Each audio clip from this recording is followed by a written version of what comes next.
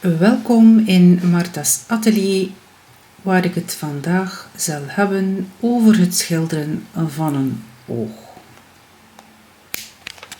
Ondertussen heb ik hier het een en ander aangeduid. En in eerste instantie was het deze vorm hier, wat uiteindelijk de vorm is van de oogholte. Daarom vind ik het een zeer goede foto om dit te bestuderen. Als je dan verder naar detail kijkt en je kijkt naar dit vlak hier, dus vanaf de wenkbrauw tot aan het bovenste ooglid, dan draait dit vlak naar binnen toe, waardoor dit vlak een diepe schaduw krijgt. Kijk je dan naar het bovenste ooglid, dan komt dit naar ons toe, waardoor je hier licht krijgt. Tussen dit vlak en het bovenste ooglid zit hier een diepe schaduw, een occlusieschaduw. Kijk je dan verder, je hebt hier een dikte van het bovenste ooglid, draait volledig naar de oogbol toe, waardoor opnieuw hier een diepe schaduw ontstaat. Kijk je nu naar het onderste ooglid, dan heb je opnieuw een dikte. Dit hier wijst naar boven toe, naar de lichtbron, waardoor je op deze rand licht krijgt. En dan keert dit vlak zich opnieuw naar binnen toe, waardoor je hier opnieuw een schaduw krijgt. Kijk je nu naar het oog zelf, dan zie je dat hier meer licht opvalt dan hier aan de rechterkant. Hoe komt dit nu? Wel, als je een bol hebt,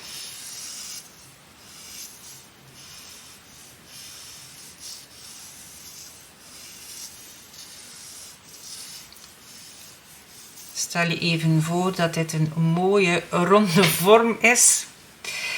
En het licht komt ergens van boven. Maar ik zal toch ergens een nieuwe stift moeten vinden.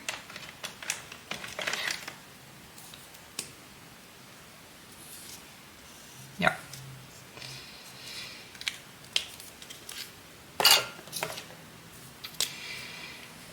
Dan moet je eens zien naar de schaduw, hoe die op een bol valt. Als het licht, zoals ik eerder zei, van hier komt, dan zal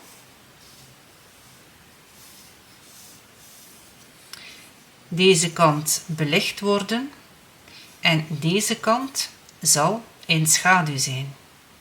Wat je ook ziet hier in dit oog, dus je hebt hier een volledige schaduwkant in het oog. Aangezien het bovenste ooglid dus over de oogbol heen hangt, heeft ook een bepaalde breedte, werpt het natuurlijk ook een schaduw op de oogbol. Dus je krijgt hier een schaduw.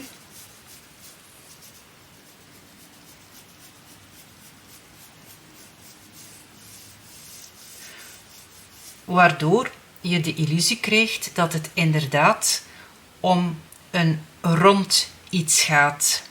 Ja? Dan krijg je hier de iris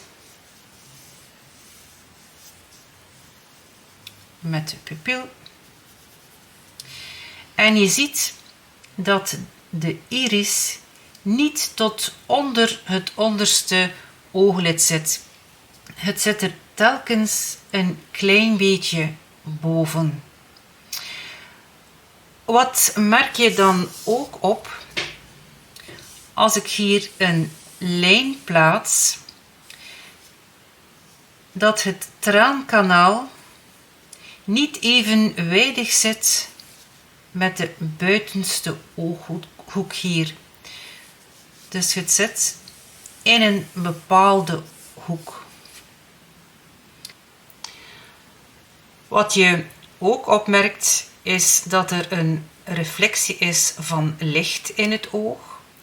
Het zij rechtstreeks van de lichtbron of van licht dat reflecteert vanuit de omgeving in het oog. En nu komt natuurlijk het echte werk en dat is het schilderen van het oog op dit olieverfpapier. Het is Natural Linen Shade, dit wil zeggen dat het niet volledig wit is. Het is zuurvrij, er zitten 12 stuks in.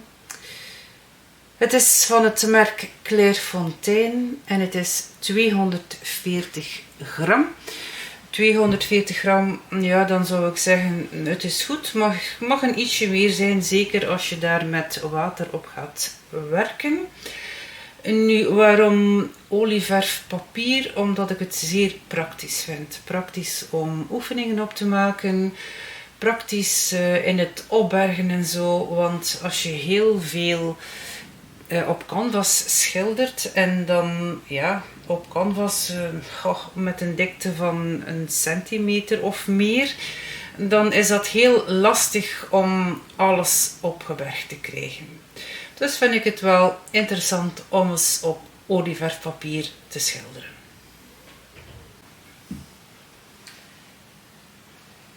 Dus, ik begin met ongebrande omber.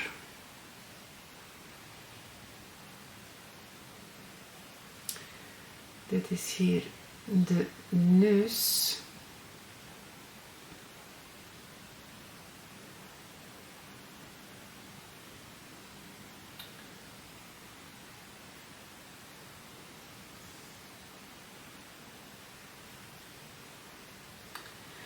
Ongebrande omber vind ik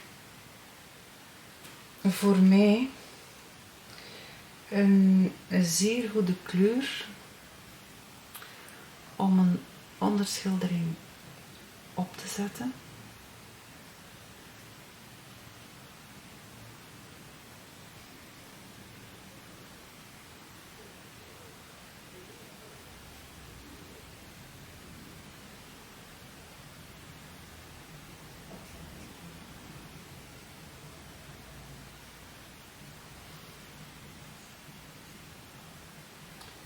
Dus dit traankanaal zit wel een stuk lager dan deze hoek hier.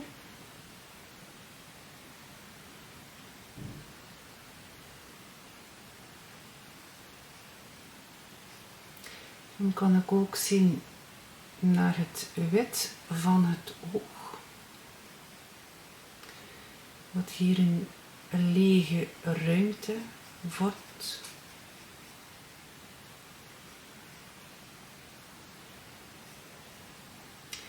En natuurlijk ook dit hier.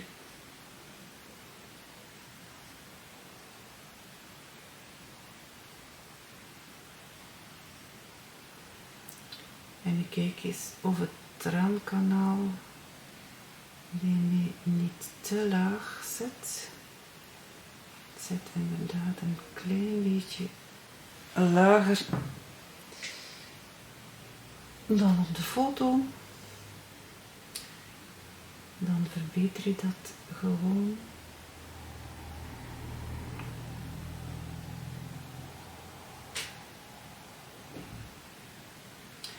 Dus dit stuk is ook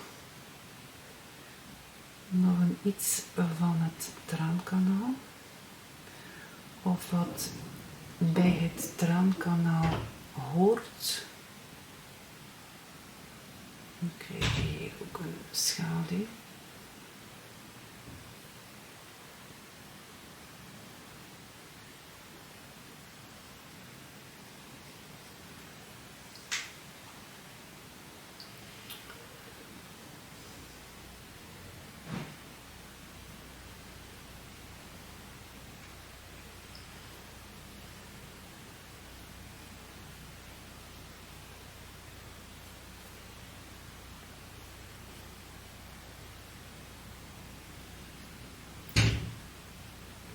dit komt ongeveer tot hier.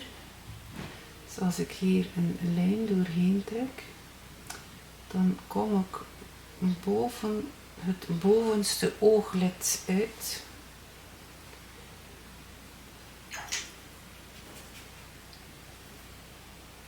En dan krijg je hier ook wel schade, maar iets minder.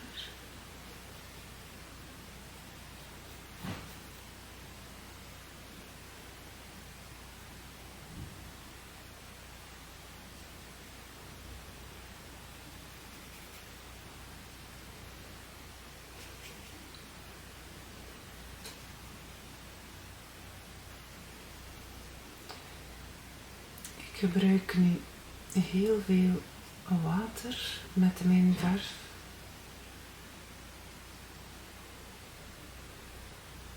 Bijna een beetje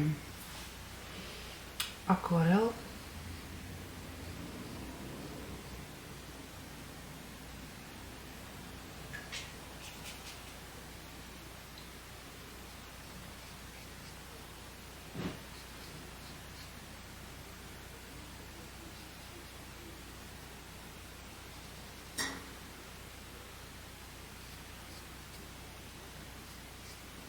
Ziezo.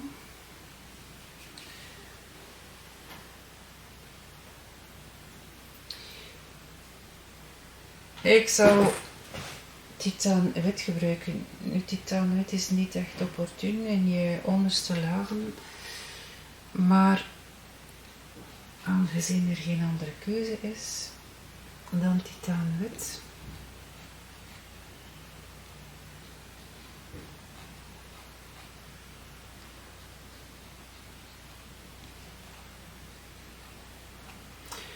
vroeger gebruikten de schilders loodwit, maar loodwit is natuurlijk giftig. Dus kan je dat in Europa niet meer gebruiken, of kan je het zelf niet meer aankopen. Blijkbaar in de Verenigde Staten zou het wel nog kunnen. Ik weet niet of dit waar is, maar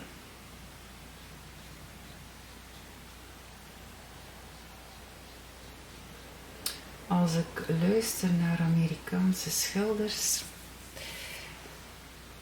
dan gebruiken die toch een bepaald loodwit. Dus dit ga je hier zeker nergens meer vinden.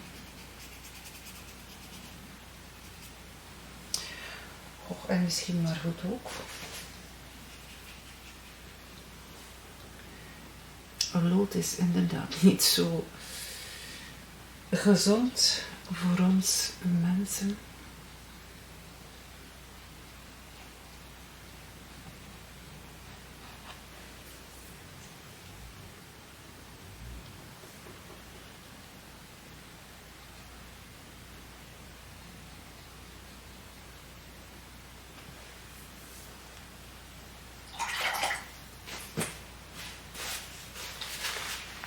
Daarom ben ik ook overgeschakeld naar watermengbare olieverf.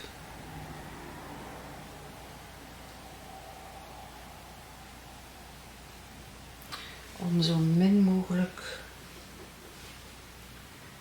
giftige producten te hoeven gebruiken. Nu, als je dat heel slim gebruikt, kan dat natuurlijk geen kwaad. Maar ik heb het liever zo.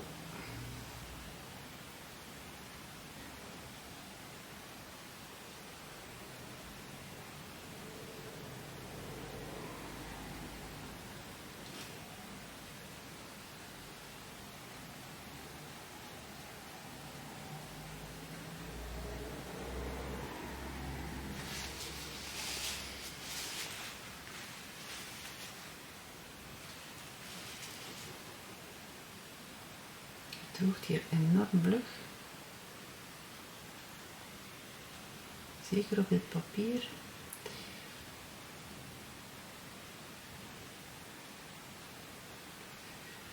Misschien is het de olie die toch een ietsje in het papier indringt, ik weet het niet.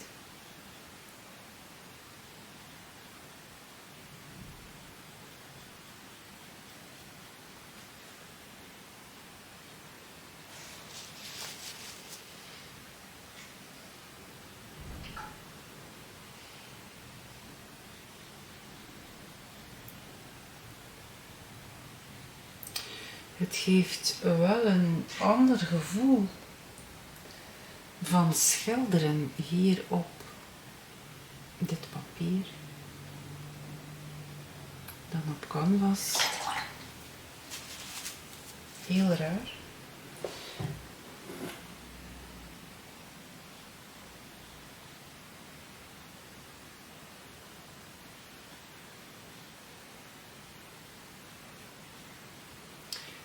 Maar dat is wat ik hier ondervind.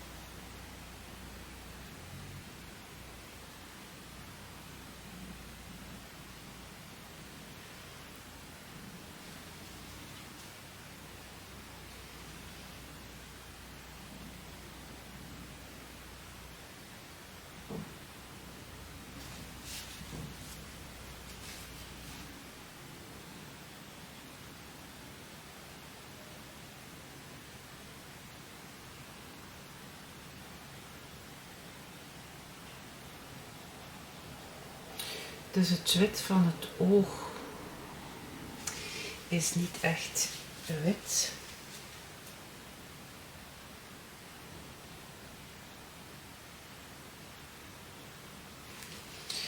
Dus schilder het zeker niet wit-wit.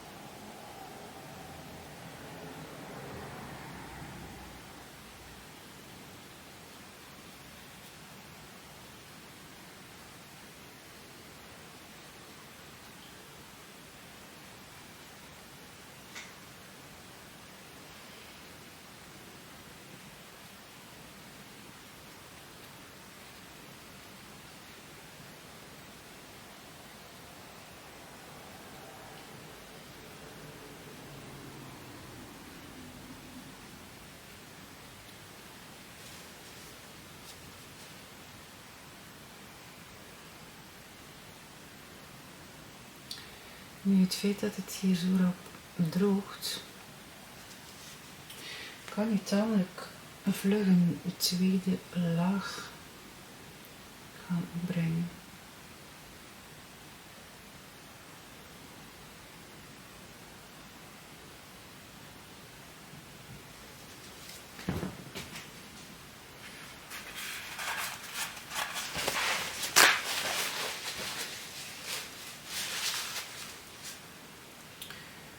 En dan in kleur natuurlijk.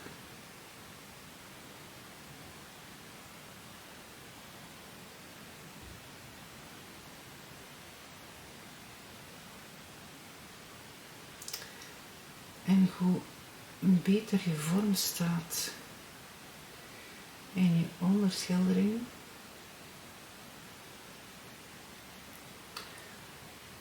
hoe makkelijker het is om daar dan met kleur op te werken.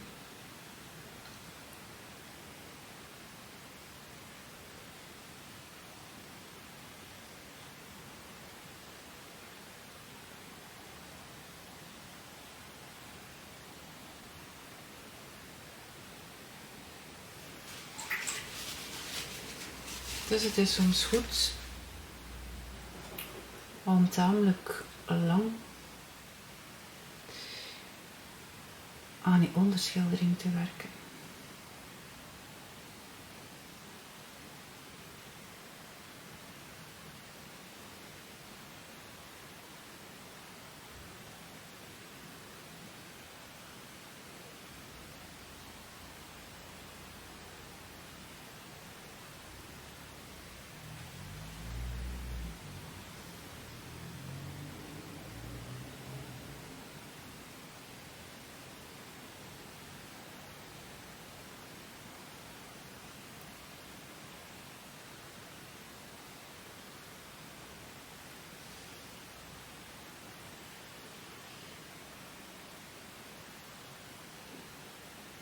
Ik zal mij nu nog niet bekommeren om de wimpers. Dat zal ik dan in de kleurlaag opbrengen.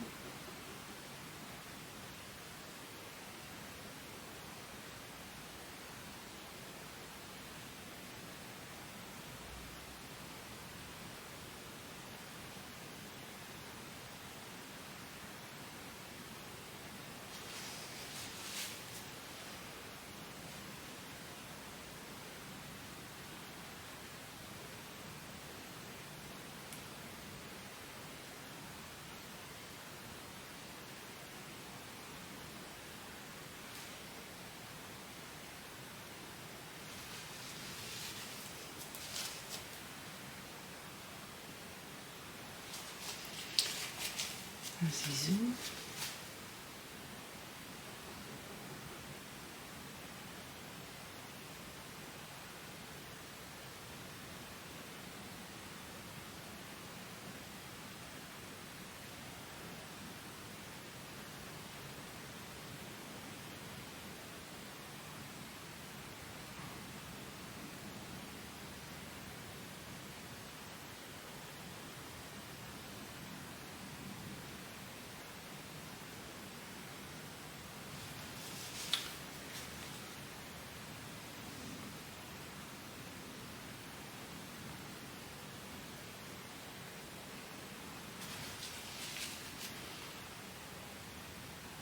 Ik laat dit drogen en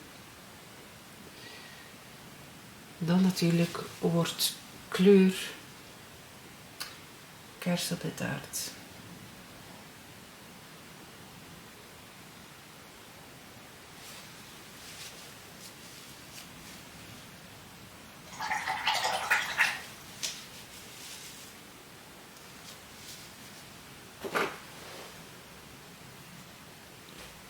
Dus nu kan ik hier op verder werken.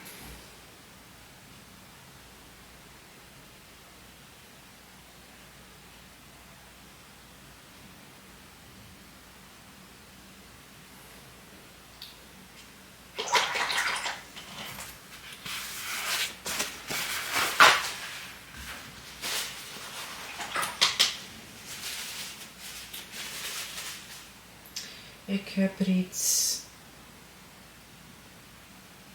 enkele kleuren gemengd.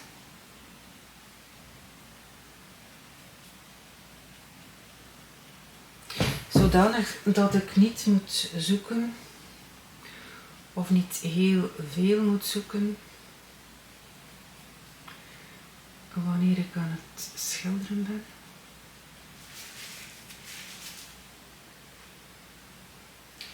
Ik kan er natuurlijk nog altijd onderling gaan mengen natuurlijk.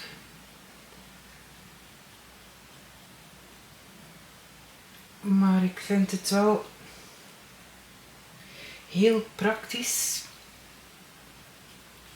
wanneer je toch de basiskleuren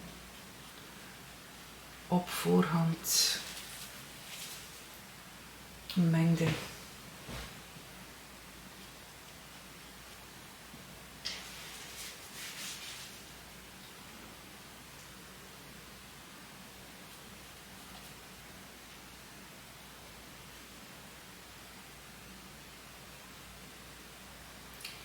gebruik nu wel het painting medium van Cobra.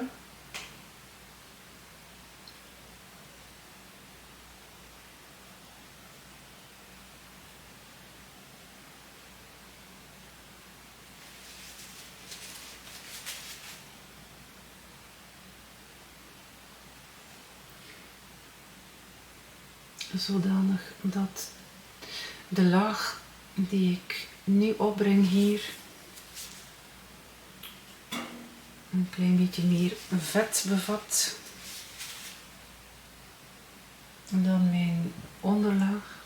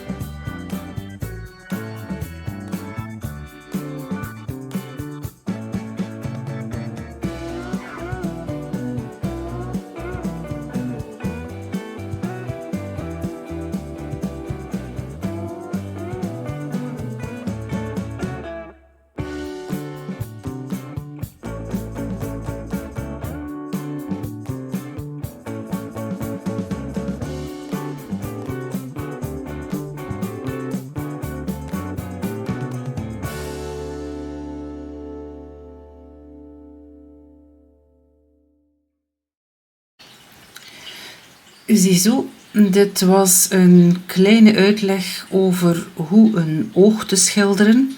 Hopelijk vonden jullie dit interessant. Probeer het zeker ook eens en tot in een volgende video. Dag!